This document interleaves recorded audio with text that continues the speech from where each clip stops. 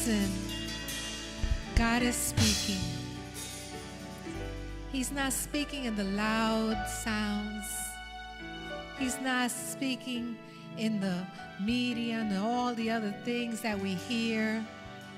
He's speaking in a whisper, a gentle whisper, to guide us individually and as a church.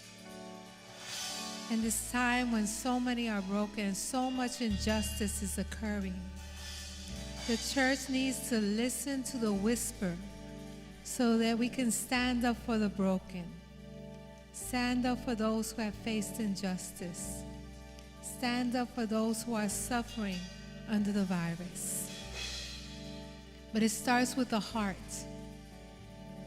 God, change our heart so that we can hear you and that we can show your love to a hurting world. Amen. Change my heart, Lord.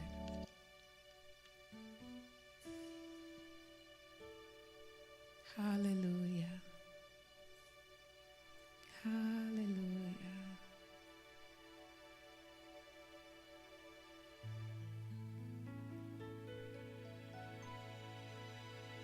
Change my heart, oh God. Make it ever true. Change my heart, oh God. May I be like you. That requires trust.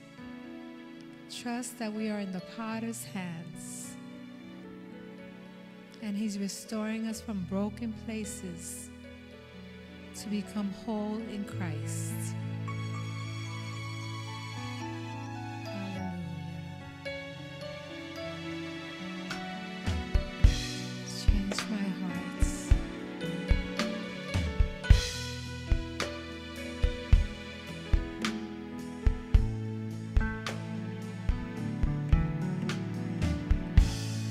Change my heart, oh God.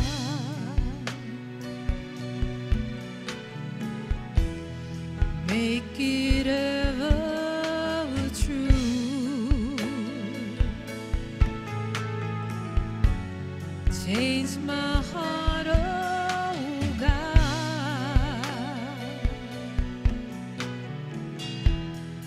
May I be like you.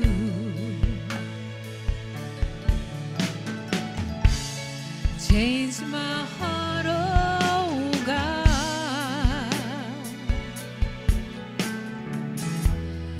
Make it ever true. Change my heart, oh God. May I be like you.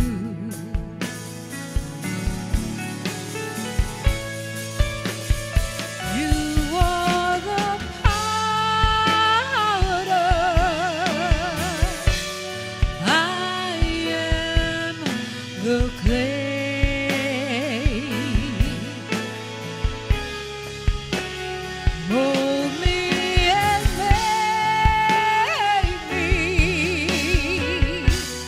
This is what I pray.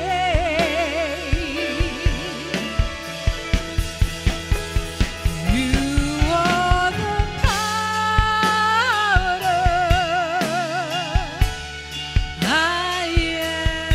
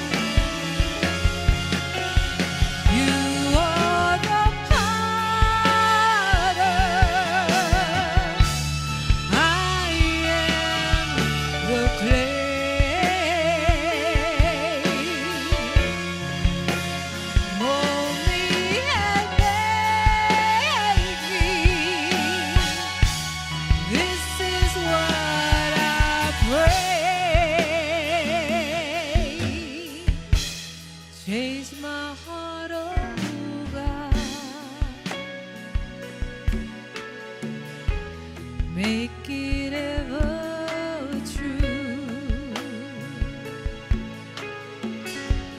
Change my heart, oh God.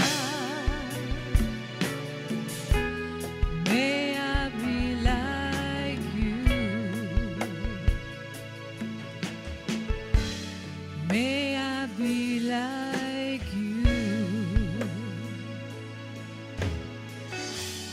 May I be like you.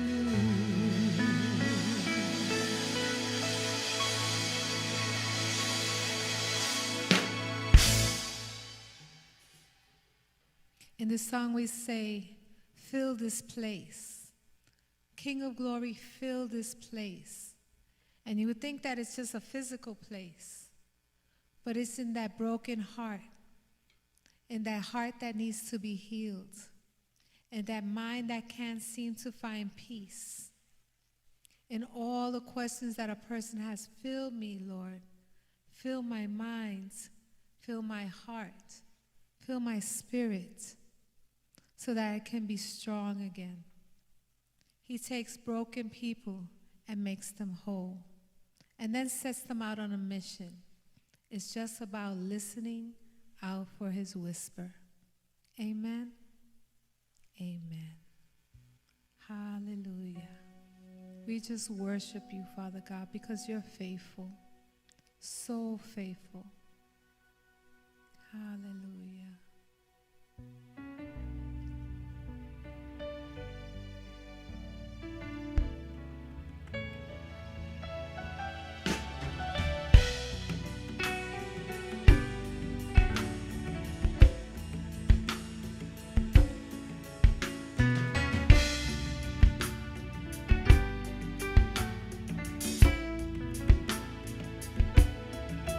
Yes, the world will bow down and say you are God. Every man will bow down and say you are King. So let's start right now. Why would we wait? King of glory, fill this place. Just wanna be with you. Just wanna be with you. King of glory, fill this place. Just wanna be with you. Just wanna be with you. Yes, the world will bow down and say you are God. Every man will bow down and say you are King. So let's start right now. Why would we wait? We can praise you now in victory. King of glory, fill this place. Just wanna be with you. Just wanna be with you. King of glory, fill this place. Just wanna be with you. Just wanna be with you. So we'll sing hallelujah till you come again. And we'll dance in your presence till you come again. I'll just sing hallelujah till you come again. We will sing hallelujah till you come again.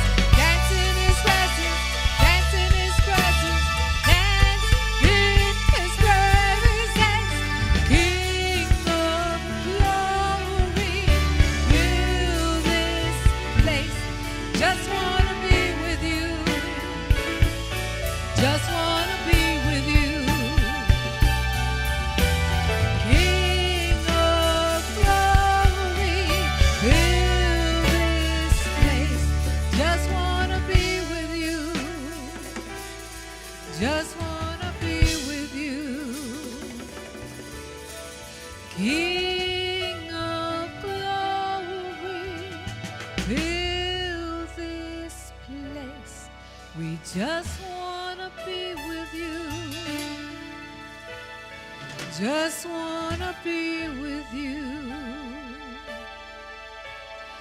King of glory, fill this place. Just want to be with you. Just need to be with you. God bless you.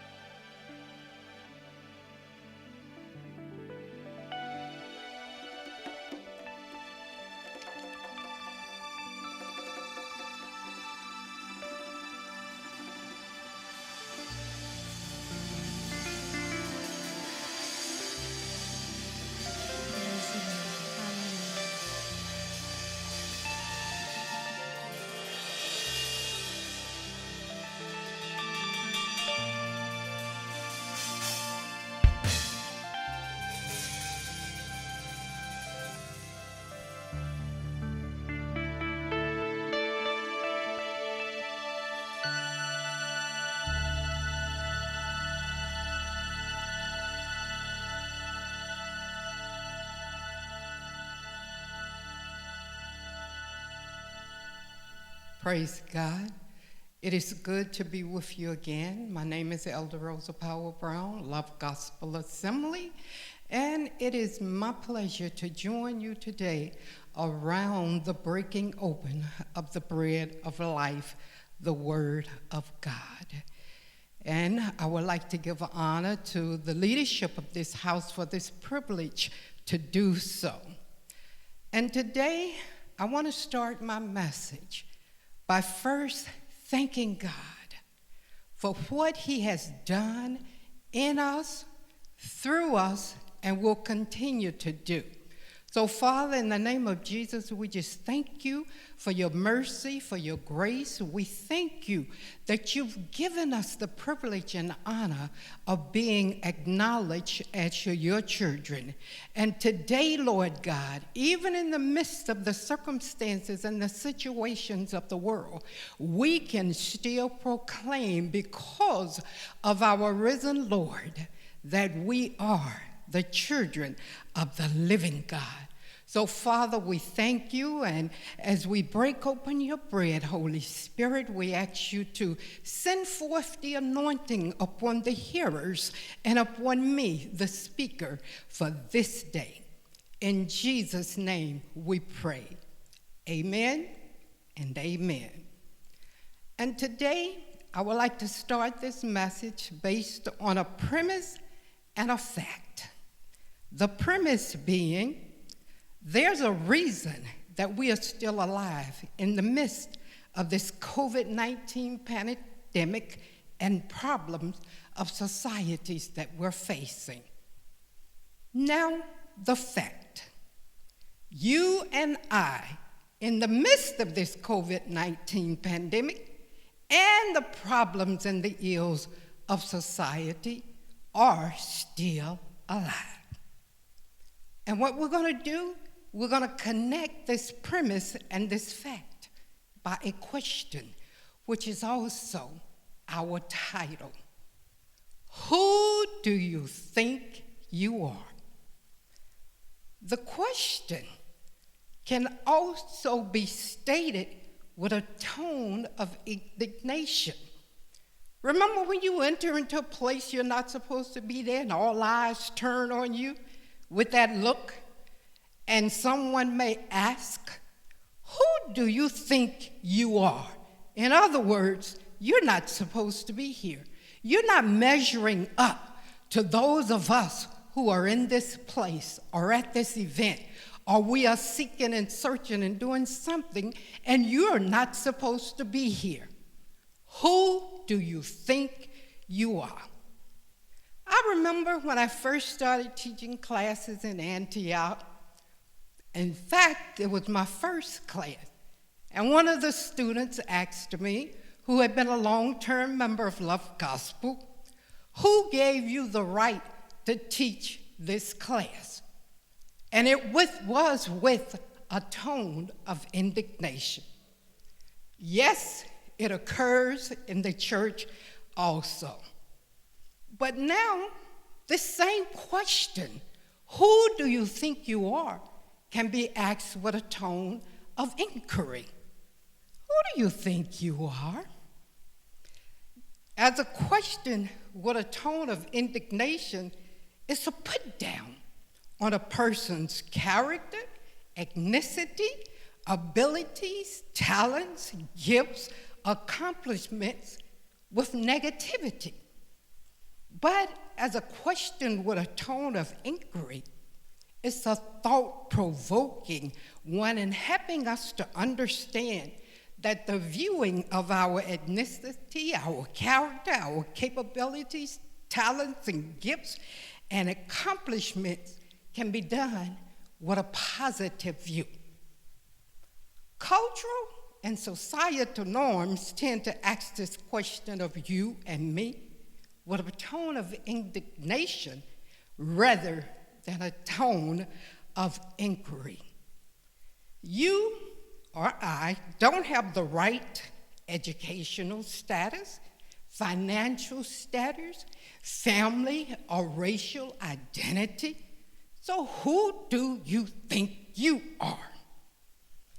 But ask the same question with a tone of inquiry rather than a tone of indignation. Support humane and caring norms. You and I accept it, no matter what might be our educational background, what may be our racial identity, what may be our financial status, we are accepted. So the question, when posed with a tone of inquiry, is to help you to think about where you are, where you're being, have been, and where you are going. Now, the acceptance of someone based on humane and caring norms enables and ensures the physical, psychological, emotional, spiritual well-being of one another. I can approach you and ask you, who do you think you are? With a tone of inquiry, not a tone that is downing you, a tone of indignation, but just an idea to help you begin to think about your achievements, what you're doing, where you're going, where you're being, and how to bring it all together to make your life a better life. Now, this question of who do you think you are, with a negative tone, did not begin in the 17th, the 18th, 19th, nor even the 20th century. But within those years, we began to see an outbreak of this question, who do you think you are, with a greater tone of indignation. Since it didn't start back in those centuries or even today, well, you could ask the question, when did it start, Elder Rosa? And I will say, remember the Garden of Eden? When God's enemies saw and understood the love and the value and the authority given to the first man, Adam and Eve, and for all generations to come? Let's read Genesis chapter 1, verses 26 and 27. I love to always go back to the beginning. Then God said, let us make man in our own image, in our likeness, so that they may rule over the fish in the sea and the birds in the sky, over the livestock and all the wild animals, and over all the creatures that move along the ground. So God created mankind in his image. In the image of God, he created them. Male and female, he created them. The triune God at work, custom making temporary temples in the Garden of Eden. Mankind created for the sole purpose of giving and being loved, with the authority to rule over everything the triune God had created. These gifts of love and authority was witnessed with great jealousy and envy. So much so that a plan was devised to kill, to steal, and utterly destroy all of humanity. And we're part of that humanity that this plan was devised to destroy.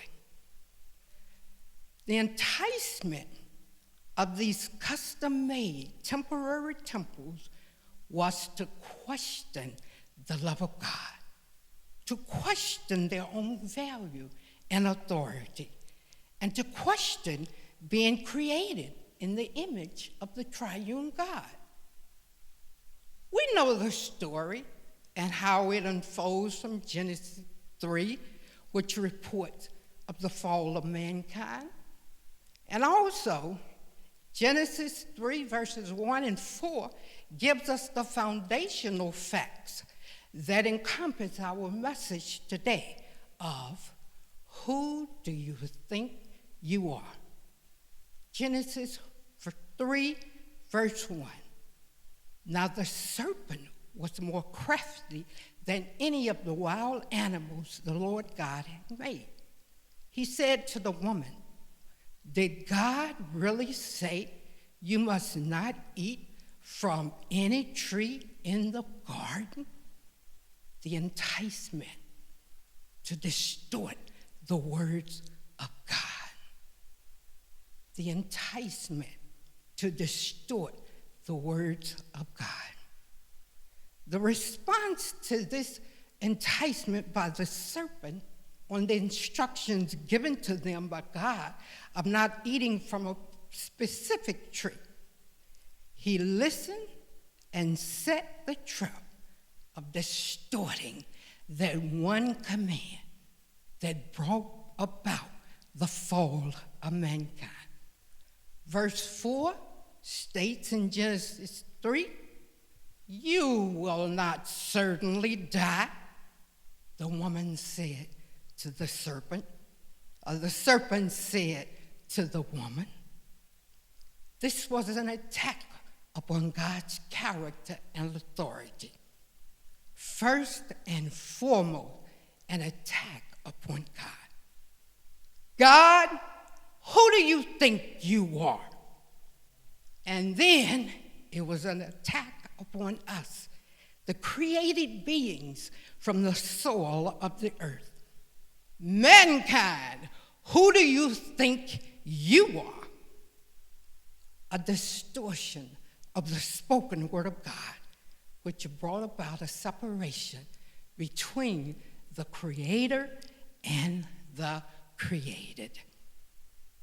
After the fall, we also read in the next chapter, Genesis chapter 4, the effect of this distortion on the identity of the sons of Adam and Eve, Cain and Abel.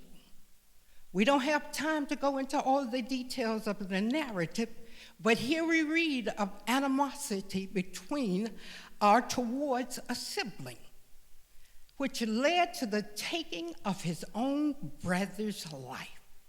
Cain's animosity against his brother, Cain's animosity towards his brother Abel was rounded up in this statement, "Who do you think you are?"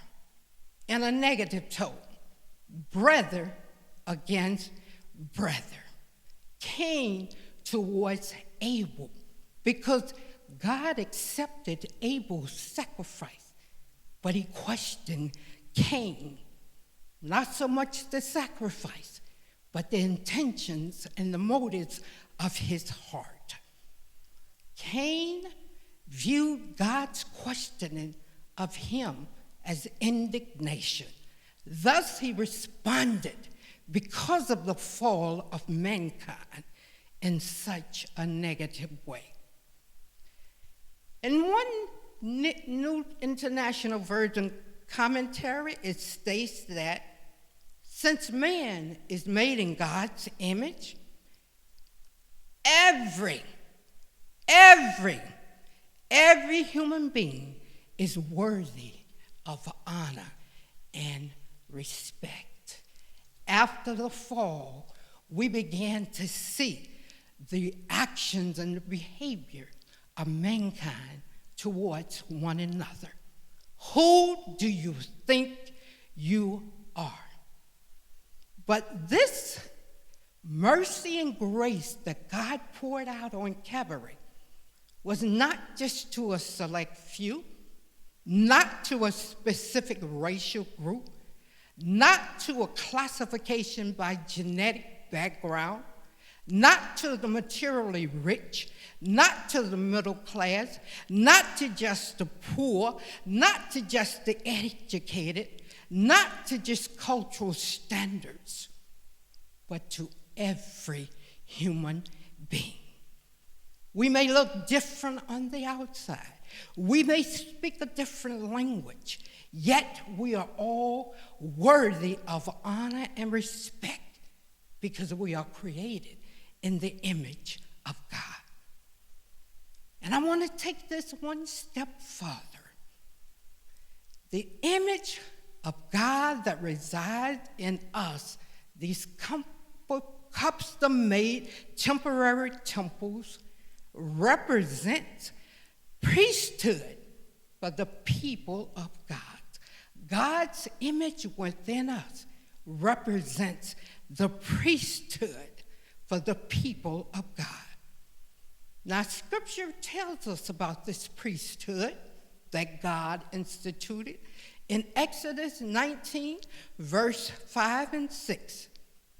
Now, if you obey me fully and keep my covenant, then out of all the nations you will be my treasured possession. Although the whole earth is mine, you will be for me a kingdom of priests and a holy nation. These words you are to speak to the Israelites. And we read in Deuteronomy chapter 7, verse 6, for you are a holy people to the Lord your God. The Lord your God has chosen you out of all the people on the face of the earth to be his people, his treasured possession. Then the prophet Isaiah speaks in chapter 62, verse 12a. They will be called the holy people, the redeemed of the Lord. So from the books of history, from the texts of Moses, we now move to a turning point in time with the prophet Isaiah. They will be called the holy people, the redeemed of the Lord. Who do you think you are? Priesthood is an Old Testament concept with a focus on the Israelite nation. But God, through his redeeming, loving grace, has extended it to all who believe and confess that Jesus is the risen King. Thus, all humanity has the right to be included in this priesthood under the new covenant ratified by the shed blood of Christ. The apostles Peter and John weaves the old and the new covenants together for us.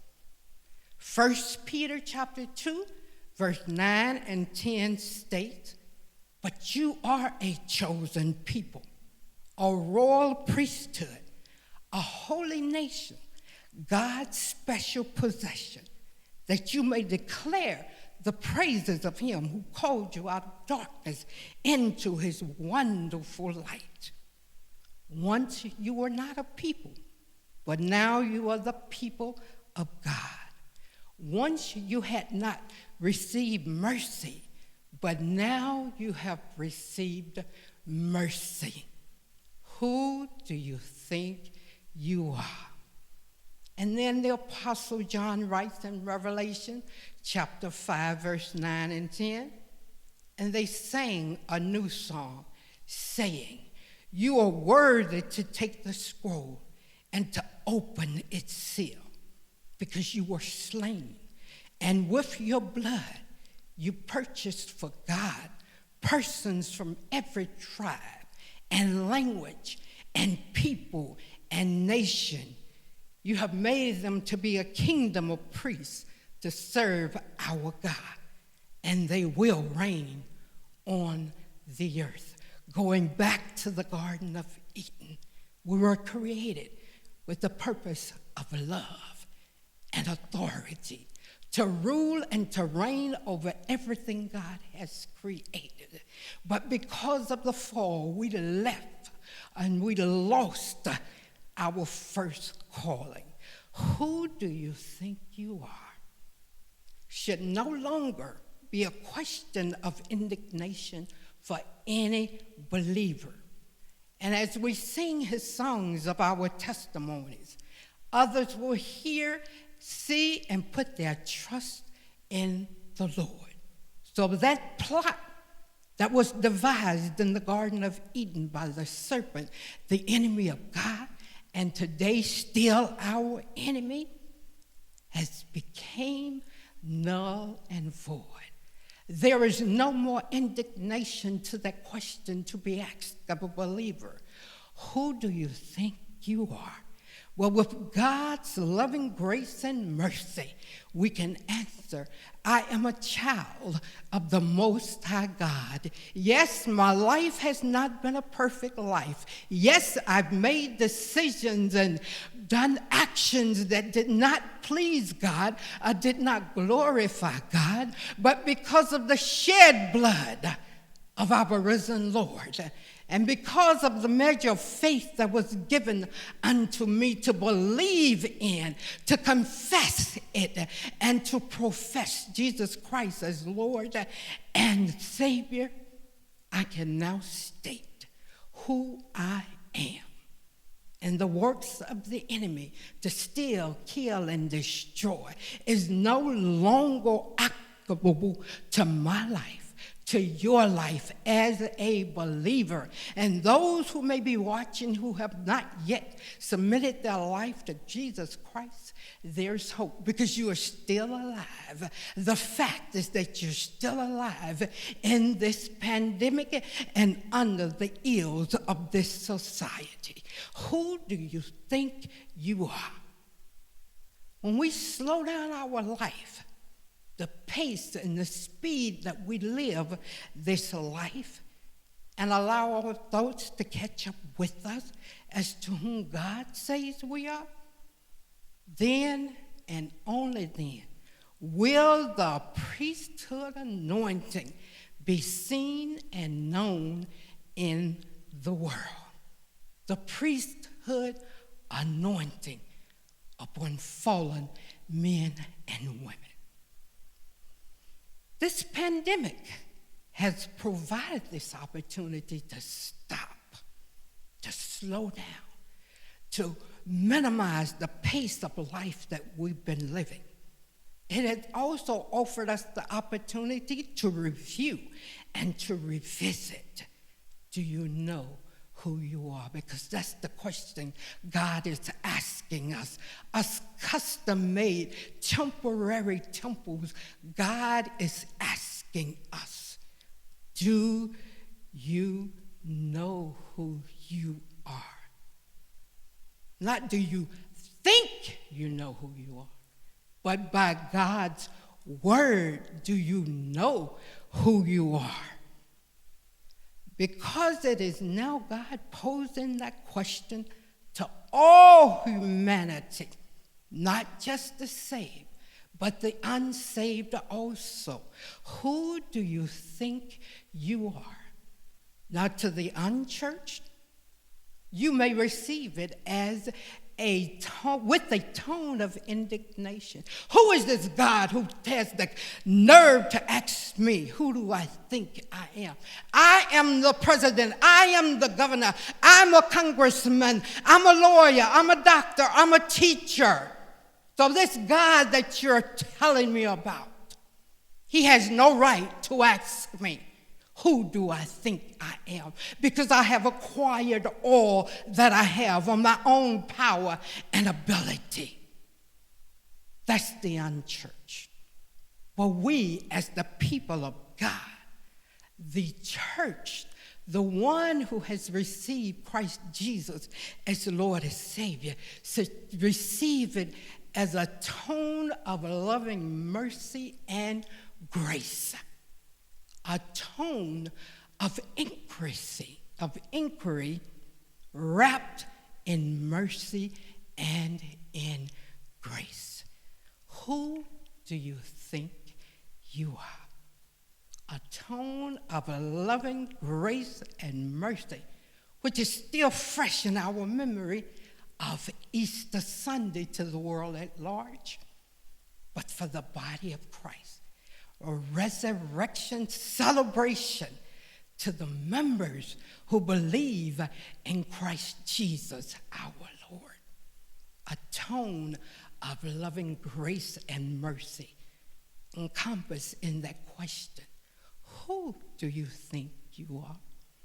When God speaks that question to me, I have to stop, ponder, consider, go into the Word of God and extract from God's word who he say I am. And I must live up to it because I am a part of the priesthood, a part of the chosen nation, a part of the body of Christ. Who do you think you are? Rosa, in reality, you got to weigh your life in light of God's word. People of God, we have to weigh and measure our life in light of God's word. Now we could go on and on about what the world thinks we are with a negative tone of indignation, but you and I have a better measure to stand under and to stand on.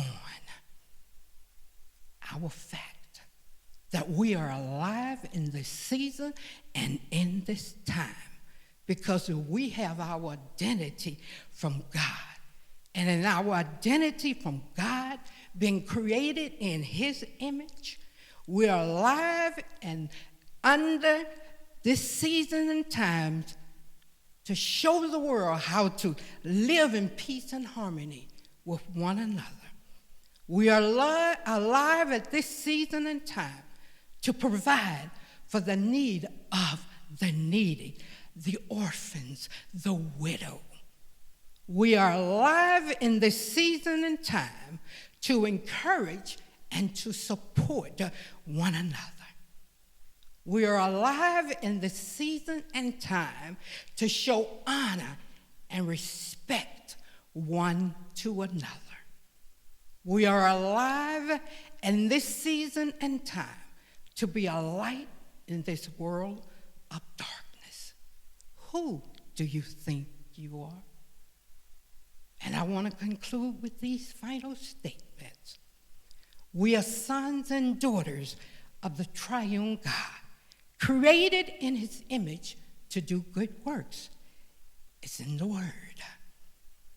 We are daily being transformed into the image of his dear Son, Jesus Christ, our risen Lord. It's in the word. We are a holy nation, a chosen generation, a royal priesthood to declare the praises of him who redeemed us. It's in the word. We are ambassadors from heaven on the earth. It's in the Word. We have been given the authority to overcome the works of the enemy. It's in the Word. That's who I know I am. Not of my own making, but because of the Word of God, the written Word and the Rhema Word that's alive in me. That's who I know we are, body of Christ, Love Gospel Assembly. We are the children of the living God. My identity is found in Him and Him alone. And in ending, we're going to make a declaration. So I want you to raise your hand wherever you may be. At home, you're listening to the message as you're moving about, just raise your hand and join with me in declaring, that's who I know we are. Sons and daughters of the Most High God, whose image is embedded in me. That's who I know I am. A product of love, a temporary temple that is so loved that God has already prepared a home for me in heaven, just like He have for you. So declare today that I know who I am, and no one can question who I am, because I am a child of God with all of the love, all of the privileges, and all of the authority that He put into me, that He put into us when He breathed the breath of life into us. God bless you. May you ever remember who you are, and it's centered in God and in His Word. Hallelujah. Thank you, Jesus.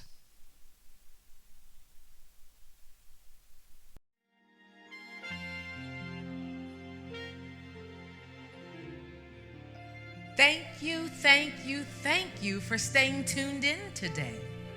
Did you enjoy today's message? I pray that you did. And I also pray that your relationship with God is growing by leaps and bounds day by day. Now, there's so much more to come, so I want you to be sure to like, follow, and share us on YouTube, Instagram, and Facebook. Just type in Love Gospel Assembly, and I'm sure you will be blessed by what you hear and see. And in the meantime, be sure to ring that subscribe bell. You won't want to miss all that's coming up. So have a blessed day.